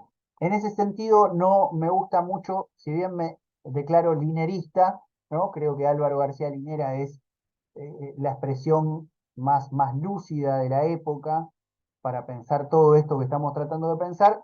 Eh, si hay algo del modo en que analiza él todo esto que no me termina de cerrar, es esta idea de las oleadas progresistas, ¿no? Como que me parece que hay algo del ciclo de gobiernos progresistas que está un poco como clausurado. Y lo que venga quizás no sea tanto una nueva ola de ese progresismo de los 2000, sino la reconfiguración de un proceso en otra clave, ¿no? Porque, y ahí viene por qué hablar de un nuevo ciclo, creo que hay elementos fundamentales de los gobiernos progresistas latinoamericanos de los 2000 que se encuentran agotados, que mostraron todas sus insuficiencias, todos sus problemas, que han llevado a que la mayoría de estos procesos no sean derribados por dictaduras o por nuevas formas, ¿no?, de coartar los procesos populares, sino que hayan sido derrotados en elecciones. Más allá de el golpe al gobierno de Evo en 2019 o de la desestabilización que terminó con Lula preso en Brasil o con determinadas restricciones a Cristina en la Argentina, etcétera, etcétera, me da la sensación de que hay algo mucho más importante en estos años, en estos procesos, que es que la propia base social que lo sustentaba les vota en contra, ¿no? Entonces habla de un agotamiento más profundo. Lo que abre este tercer ciclo, que es el que transitamos ya prácticamente en algunos países hace una década, que es un proceso marcado por la incertidumbre, ¿no?, por un lado, y por otro lado me parece que hay algo de una inestabilidad que no termina tampoco de expresarse en un triunfo de los sectores dominantes, claramente neoliberales, de derecha, etcétera, porque hacen intentos que son siempre muy fallidos, ¿no? El gobierno de Macri duró 4 años, podría haber durado menos, quizás incluso, pero bueno, duró 4 años, fue derrotado, también electoralmente, es decir, ahí también hay algo de estas cuestiones de época que decíamos, ¿no? No hubo una insurrección equivalente al 2001. Y luego también el gobierno del Frente de Todos pierde una elección y se tiene que ir, digamos. De nuevo, tampoco hay por derecha un proceso de destitución, ¿no?, sino que el gobierno llega a su final con su 140% de inflación, su 40% de pobres y una elección frente a la cual se ve derrotado. Y ahí viene la coyuntura actual, ¿no? Que es decir, bueno, tenemos un presidente que viene a decir que no hay posibilidades de salir de esta situación sino mediante un ajuste, un 55% del electorado que lo eligió como presidente, pero un 45% que claramente está en contra, abiertamente en contra, y una cantidad de personas que no sabemos cuánto le va a durar el entusiasmo o la paciencia frente a alguien que le dice que en esta crisis que atraviesa el país y la precarización generalizada de las vidas de las amplias mayorías populares, bueno, ahora hay un ajuste y tenés que aguantar porque al fondo está la luz.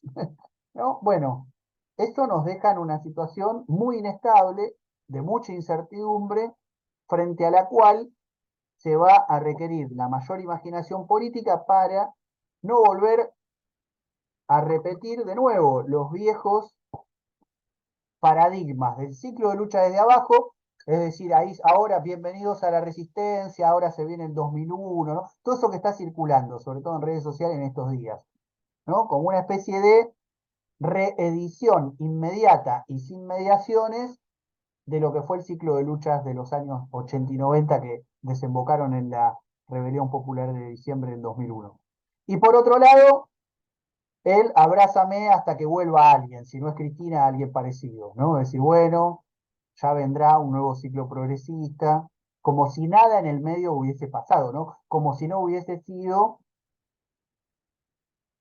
está bien, no fue Cristina, Scioli, si quieren ustedes, como candidato de ese proyecto que perdió en 2015 y como Sergio Tomás que perdió en 2019 en un acuerdo con el kirchnerismo, con los gobernadores, con la CGT, con los movimientos populares, ¿no? O sea que evidentemente hay una crisis de las dos lógicas de acumulación de fuerza de los últimos 40 años que nos dejan a las puertas de una nueva situación donde va a haber que tener, me da la sensación, mucha capacidad de invención, sin dejar de tener en cuenta esta rica historia de las luchas populares y de la teoría política, como para tratar de señalar de algún modo algunos indicios materialistas para salir de esta situación. Es decir, no esperar que caigan las fuerzas del cielo de este lado, la insurrección, la rebelión popular o una figura progresista que pueda coronar en la próxima elección una catalización de los descontentos populares, ¿no?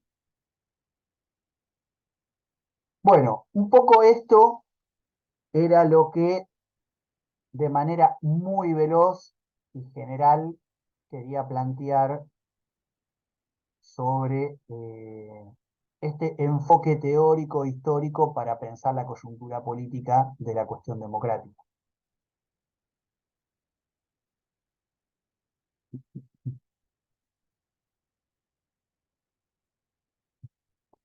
Si les parece, atendiendo a la hora y a todo lo que hablé, por mi parte redondeo acá, así nos quedan unos minutos para charlar algo que quieran también compartir, preguntar, cuestionar, introducir como elemento que no ha sido dicho a esta conversación virtual.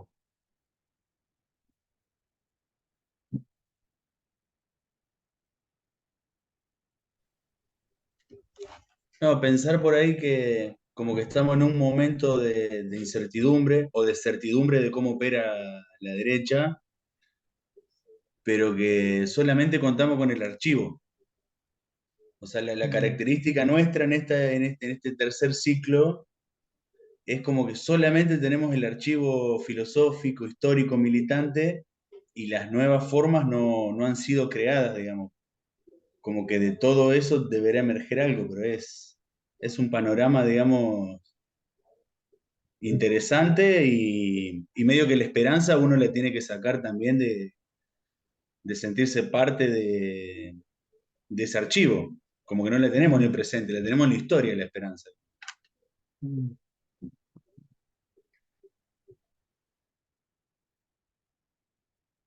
Sí, sí, algo de eso hay. No sé qué piensa el resto, si se quieren aprovechar para presentarse también con algunos de ustedes no nos conocemos, así que Yo soy Gabriela y soy militante transfeminista. Sentía como muy presente esto que trae Mariano todo el tiempo del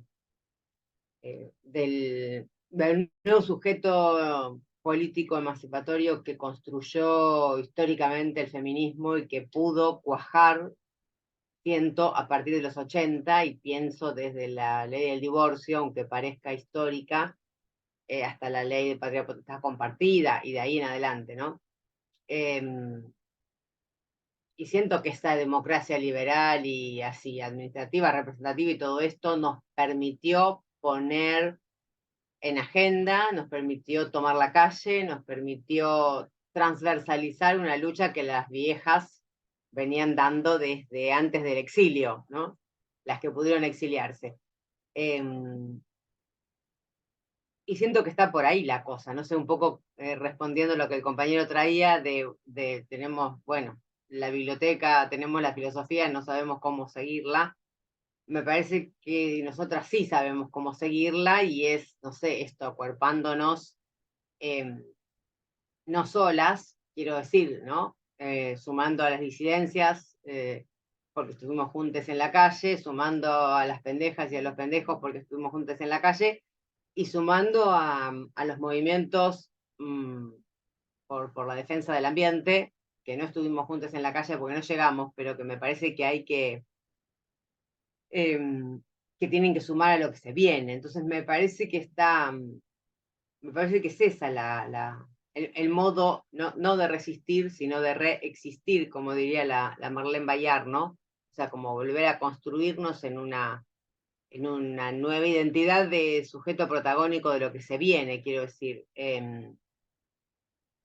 Y me parece que le anda por ahí, con la dificultad que nos va a presentar Milei. Yo trabajo en el área de educación sexual integral y bueno, nada, estamos de amenaza en amenaza y de persecución en persecución y de sumario y de...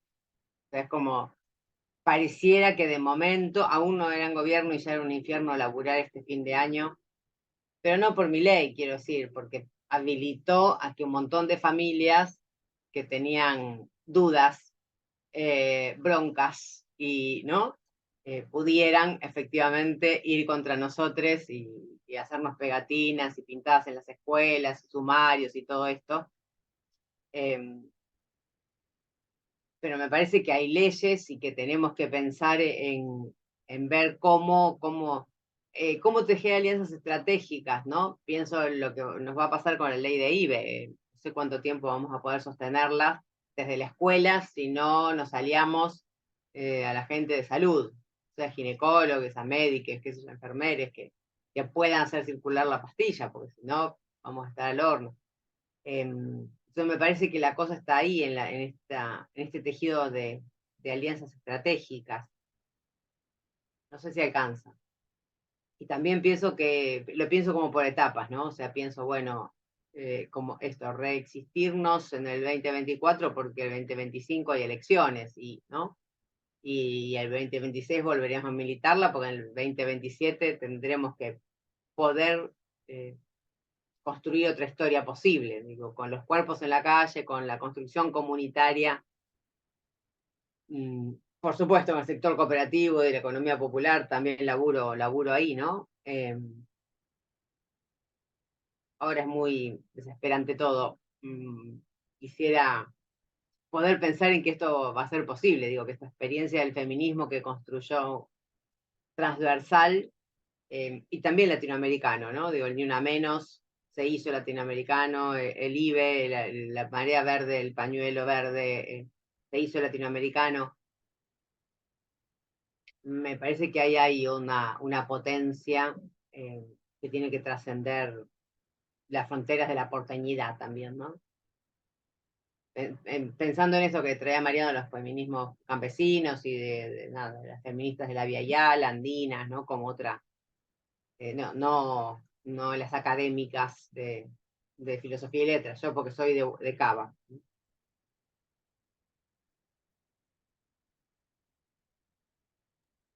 Bueno, gracias Gaby. Acá me fui anotando algunas cosas de Fede, tuyas, no sé si alguien más, quienes no hablaron, Karina, Pilar, si se quieren presentar y decir alguna palabra, no es obligatorio tampoco.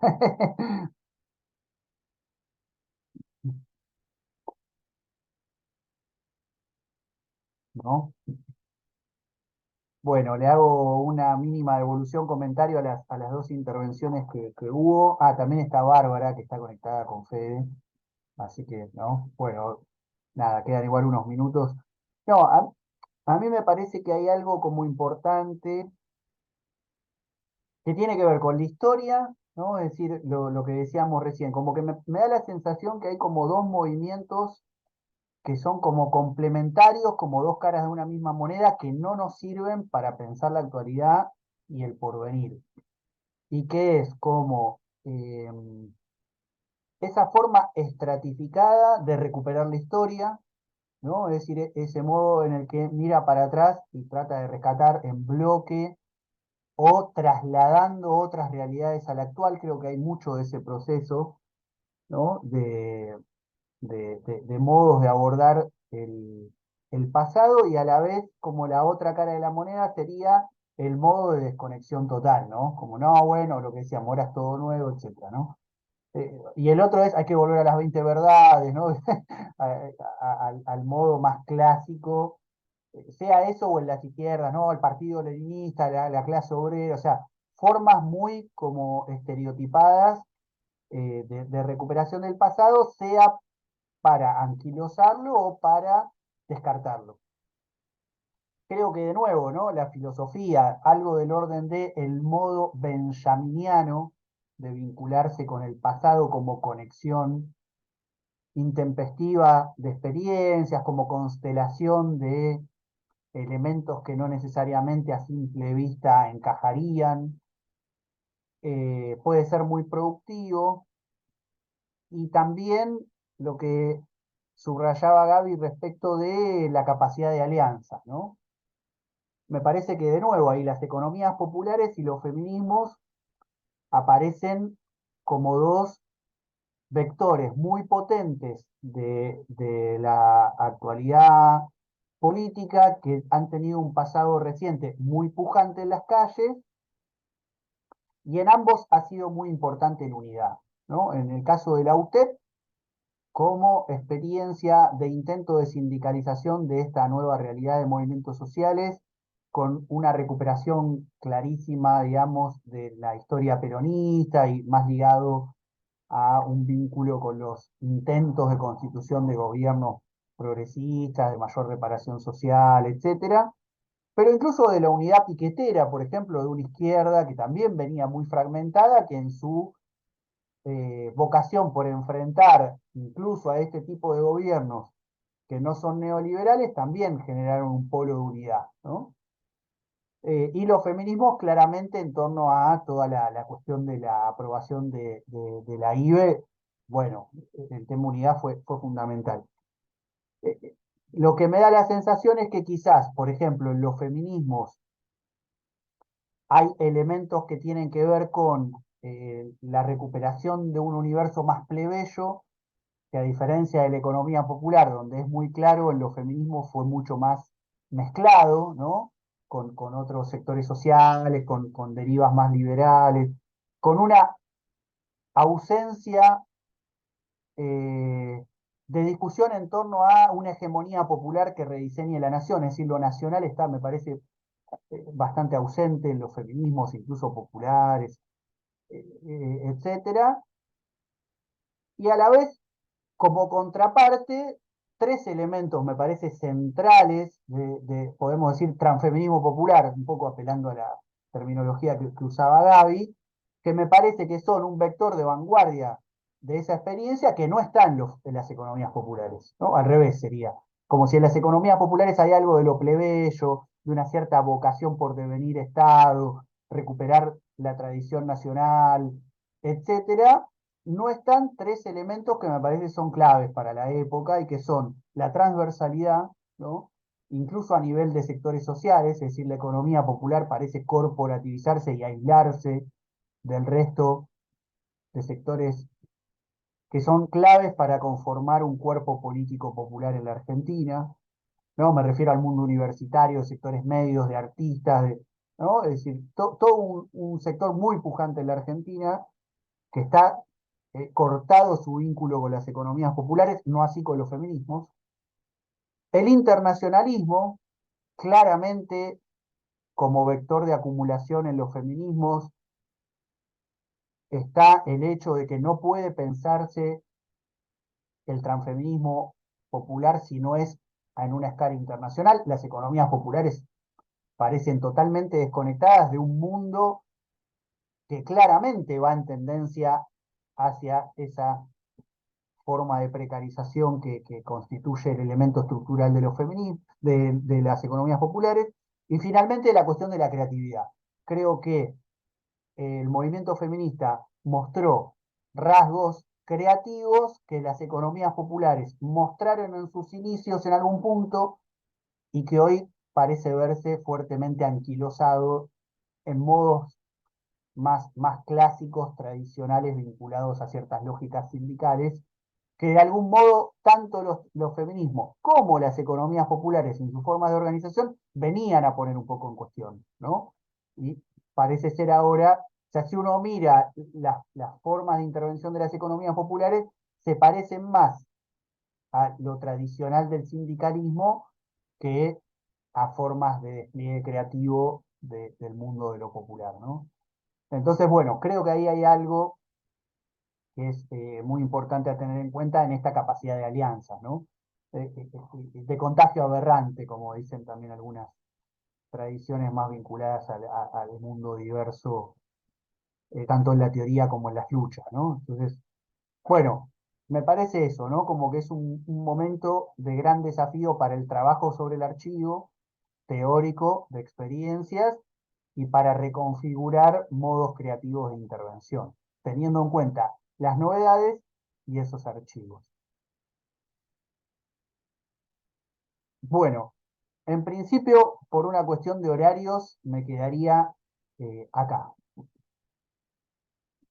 Así que les agradezco mucho la participación, la escucha, lo que han intervenido.